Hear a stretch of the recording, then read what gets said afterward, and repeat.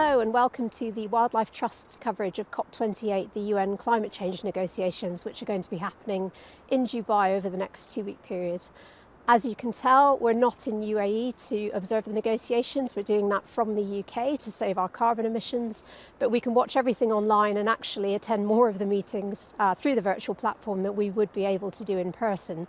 So we should be able to bring you some nature-related insights over the next 2 weeks.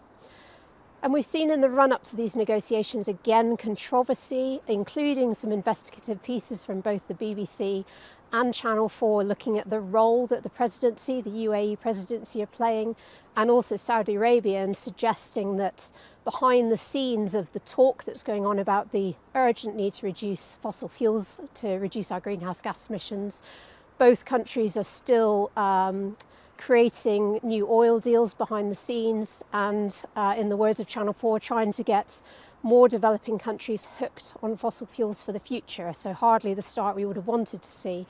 And this really harks back to the days when I started my career, which was in international negotiations on climate 20 years ago, when that was exactly the role that Saudi Arabia and UAE used to play in the negotiations. It's going to be really interesting over the next 2 weeks to see if we see a significant change in the rhetoric, but also the action behind the scenes from both countries throughout the negotiations, and to see if they can actually play their role in creating a much more ambitious deal, including the outcome of the global stocktake. So that's looking at how countries have reduced their emissions over the last 5-year period. That's a really key outcome from this COP, and one we'll be keeping a close eye on. What we'll be seeing over the next 2 days is both the kicking off of the formal negotiations, and that happened earlier with the inaugural ceremony that starts the meetings proper. And we had speeches from the IPCC chair, Jim Skee, calling for greater action to back up the science, which is already showing the scale of urgency that we need to act on climate change. And also from the Executive Secretary of the UN Framework Convention on Climate Change and the COP President as well, Sultan Al-Jaber.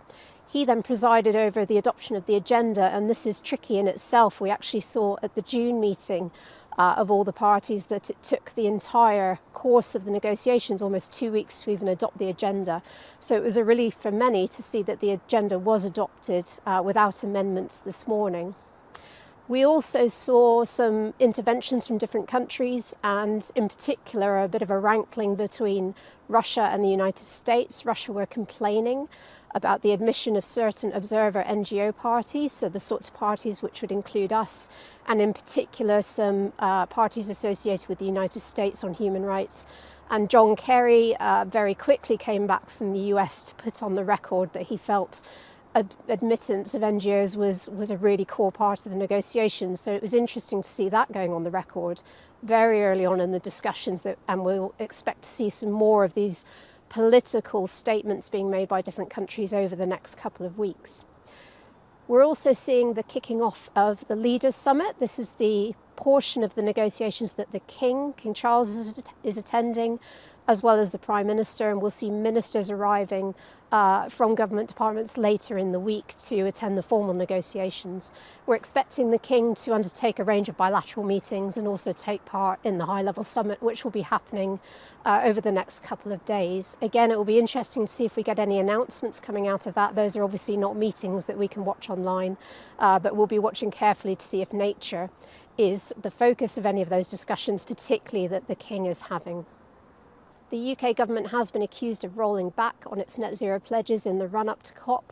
We saw the quite strange speech from the Prime Minister back in September, where he seemed to be making noises about rolling back ambition on both electric vehicles and energy efficiency. And there was a Promise Nature speech coming, which was noted in that net zero speech. Now, we didn't see that speech materialise, but we did see a range of announcements being made by DEFRA in the days running up to the COP, which the Prime Minister was supporting, including a new temperate rainforest strategy, and for England, a range of new landscape recovery projects that at least 5 wildlife trusts are involved with. So we were really pleased to see that, and it's timely, obviously, in the run-up to COP that these announcements were being made to try and signal increased ambition on nature from the government. But there are still a lot of things we're waiting for. So over the next few days, we're going to be looking for those mentions of nature, whether there's any early agreements.